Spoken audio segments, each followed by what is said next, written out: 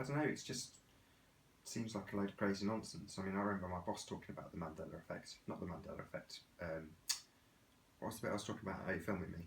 Yeah. About 5 minutes ago, we were talking about what was it? Simulation theory, and the idea of simulation theory has been around for years. But when I first heard simulation theory, it just seemed like a load of nonsense. Trying to distract you from what is real by coming up with. As soon as I heard the words mathematical certainty, it's just like aliens. It's just like, as soon as someone puts those two words together, you know it's horseshit. You know it's complete and utter hokum. Somebody trying to convince you of something not being real. And I've had it loads straight away within a day with the why is the sky blue? I almost said it half-heartedly. You know, it was one of the first questions I asked as a kid. And you got Kess asking us the same sort of questions.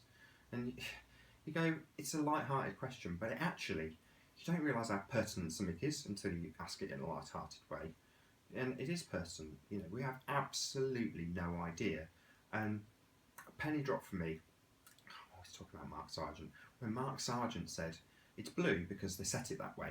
Well, we're entertaining David Icke just because we've got a theory that's stuck. Flat Earth is stuck because we can actually put loads of proof together and disprove loads of the hokum in the globe Earth model. Well, just because there's a theory that's stuck and you've got loads of these theorists or people like David Icke saying we live in a simulation, watch his Flat Earth video. You know, I put a comment on there that said, you know, the horizon's always at eye level, we never see a curve, NASA have never been to the moon. These are all things that David Icke doesn't even touch on. And instead, he talks about click, click, unplug from the Matrix. Well, you know, why make us think that the Matrix is anything other than what it actually is? It's the internet. That's what it is at the moment. It's in its, you know, in the scheme of the mathematical certainty of our huge length of time. The internet's nothing. It's just so young, and eventually, if we buy into the crap that David Icke says about us living in a simulation, then yeah, they'll successfully have pre-programmed us to believe that what is currently the internet, when we've got VR headsets in 100 years' time and we are in there, that we will actually be in the Matrix. We'll all be there with our bloody headsets on. What's real is real, what's fake is fake, what we've got on the internet and what we've got in our games, that's simulation. I can go out and hug a tree, you know. I can touch stuff that's real. Now, until someone proves otherwise, it's just speculation. You can tell me it's a mathematical certainty, but it isn't. I can touch and feel and see and experience what's outside there, and I can pretend to experience it in there. And Robin Poe summed it up. Can't people just disconnect? People like David Icke just want to make a massive connection from the metaphysical to the physical. And there is no connection at the moment. There will be if we let them, and if we let crap like the Mandela effect seep into people's consciousness, when, you know, that will be another seed for people believing that we live in a computer-generated world. We don't. Now, I like the fact that people are exploring this idea. I like dabbling with it. It was one of the not so plausible conspiracy theories that I looked at a few years ago. And you look at it and you go, yeah, it's a nice idea.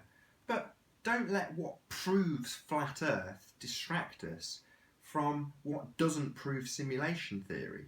You know, the two are completely separate. The only reason flat Earth is stuck is because we can, on the one side, disprove all the crap that they give us from the globe Earth model, from the heliocentric model, and on the other hand, on the other side, we can prove stuff in flat Earth.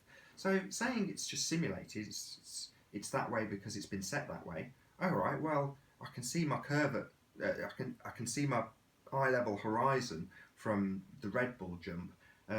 You know, I can see the Isle of Wight, you know, across a massive plain of water. I can do these things and experience them with my own eyes. In terms of the stars, it's anybody's guess. You know, I can look at them and they seem like I can pluck the damn things out of the air. That doesn't mean it can. It doesn't mean that makes them a simulation. It doesn't mean anything. It's just that's my perception of things. Anyway, I've got to have this rant. You know, I don't know why you filmed me, because that's just a rant that I give you about 100 times a day. But simulation theory, ties into Mandela effect as far as I'm concerned. You know, it's just another seed to make people think through misinformation that we're part of some made up reality. We're not. I can touch stuff. It's real.